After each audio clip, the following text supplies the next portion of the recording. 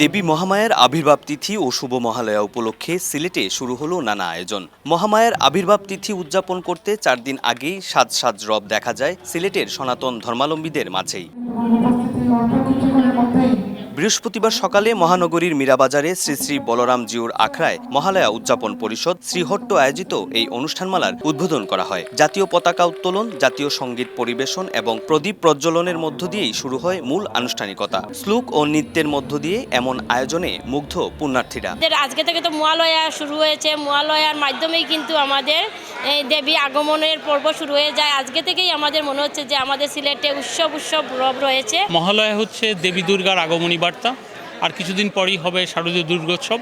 আমরা সকলে চাই সকলে মিলে সুন্দরভাবে এই উদযাপনটা করতে। সবার সার্বিক সহযোগিতায় এই অনুষ্ঠান সুন্দরভাবে সমাপ্ত হবে। দুর্গাপূজা আরও ভালো হবে, আরও নির্বিঘ্নে নিরাপত্তার নিশ্চিত হবে এবং হিন্দু কিংবা সনাতনী সম্প্রদায়ের যে সবচেয়ে বড় ধর্মীয় উৎসব সুন্দরভাবে আমরা পালন করতে পারব। মহালয়া আসলে সিলেটের একটি ঐতিহ্যে পরিণত হয়েছে।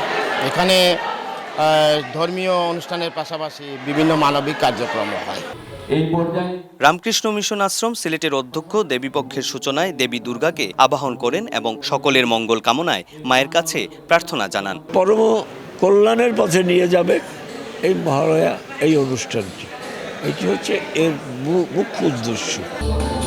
টানা 4 দিনের কর্মসূচিতে রয়েছে চিত্রাঙ্কন ও বক্তৃতা প্রতিযোগিতা, চণ্ডীপাঠ ও গীতাপাঠ, রক্তদান ও মহাপ্রসাদ বিতরণ। সমবেত চণ্ডীপাঠ ও প্রার্থনার মধ্য দিয়ে সকল জাতির শান্তি কামনায় মত্ত হবেন আগত সকল পুণ্যার্থীরা।